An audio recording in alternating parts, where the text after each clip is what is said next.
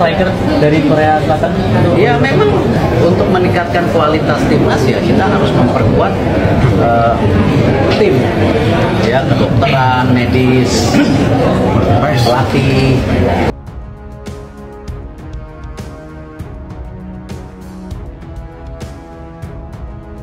Tolak Cina demi timnas Indonesia, asisten pelatih baru Yeom Ki-hun penuhi panggilan STY. Thất bại trước đội tuyển Indonesia khiến đội tuyển Việt Nam bị trừ khoảng 15,37 điểm và bị đánh tụt 7 bậc. Chúng ta rơi từ vị trí thứ 105 xuống vị trí thứ 112 thế giới. Vietnam kaget Indonesia rekrut Yeom Ki-hun sebagai pelatih striker timnas Indonesia. Tak dinafikan kejayaan sekarang Persatuan Sepak Bola Indonesia dan inisiatif Ketua Umum Pak Erick Thohir dah membuka mata di seluruh Asia juga. Asia kita ni very limited dan banyak daripada portal tu mengatakan ada kita FM tak push, banyak yang fake dan counsel saya Christopher Rush yang memantau perkara ni telah melihat yang reason ini pun pemain ni pun bila kita PM ni pun dia tak jawab. Gebrakan Shin Tae-yong bikin FAM buka mata. Timnas Malaysia langsung contek timnas Indonesia.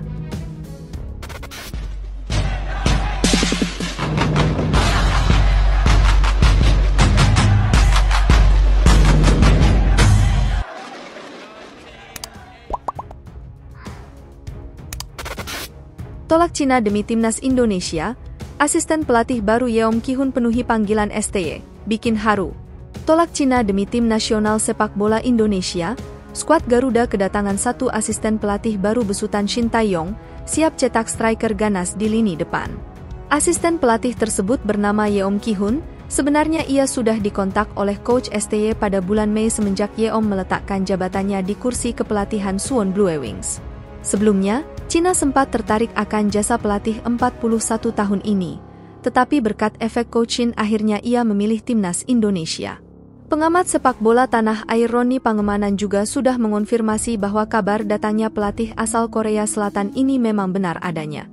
Yeom Ki-hun didapuk menjadi pelatih khusus untuk striker di timnas Indonesia, yang berarti lini serang skuad Garuda bisa semakin tajam berkat sentuhan coach Yeom.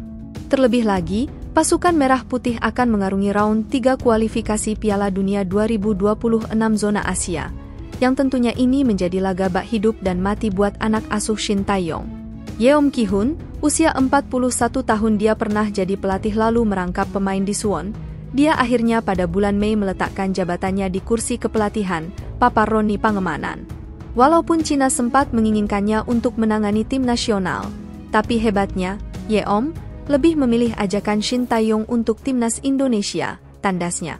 Sudah dipastikan jika Yeom Ki-hun akan membuat kedalaman komposisi pemain skuad Garuda semakin hebat, terutama posisi striker.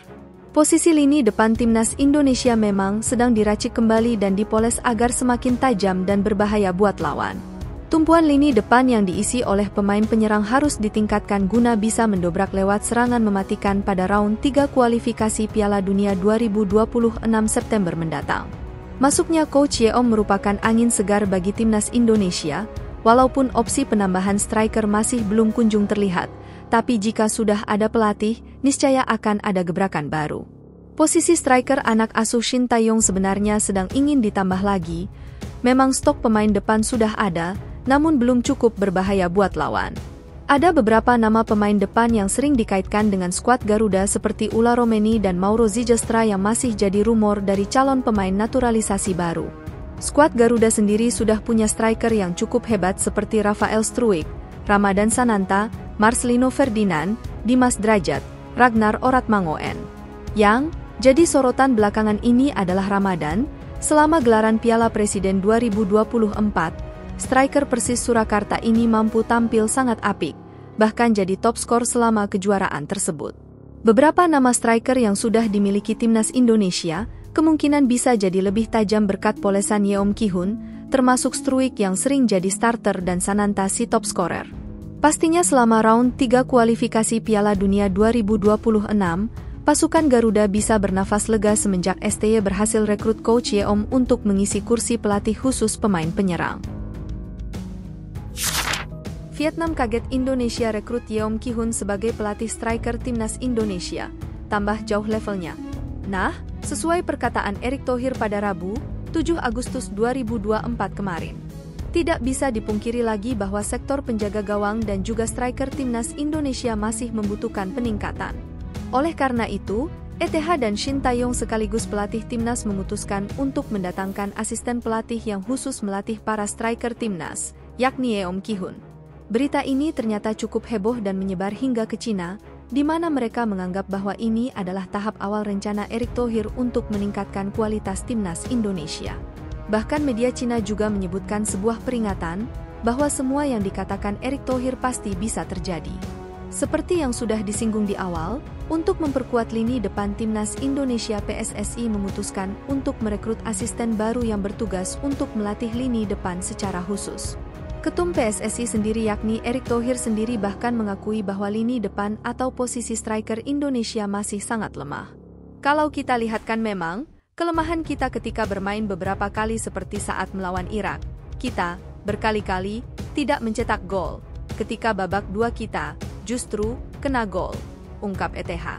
Oleh karena itu, menurut ETH cara untuk memperkuat kedua bagian tersebut yakni penjaga gawang dan striker adalah untuk mendatangkan pelatih. Untuk meningkatkan kualitas gol keeper dan juga striker, yang memang butuh pelatih yang baik, ujar Menteri BUMN tersebut.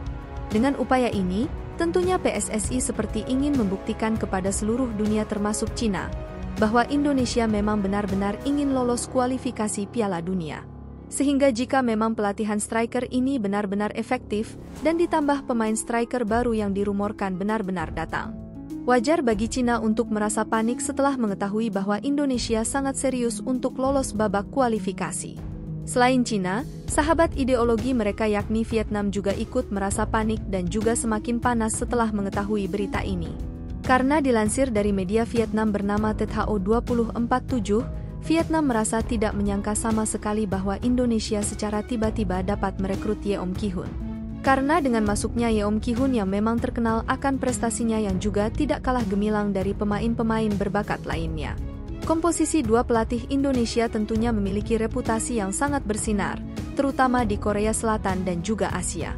Sehingga media Vietnam tersebut juga sampai mengatakan bahwa timnas Indonesia saat ini akan semakin sulit dikejar levelnya oleh Vietnam. Selain itu, media tersebut juga menyebutkan bahwa Indonesia yang sekarang sepertinya akan sangat konsisten untuk mengejar status timnas elit di wilayah Asia. Gebrakan Shin Tae-yong bikin FAM buka mata, timnas Malaysia langsung contek timnas Indonesia.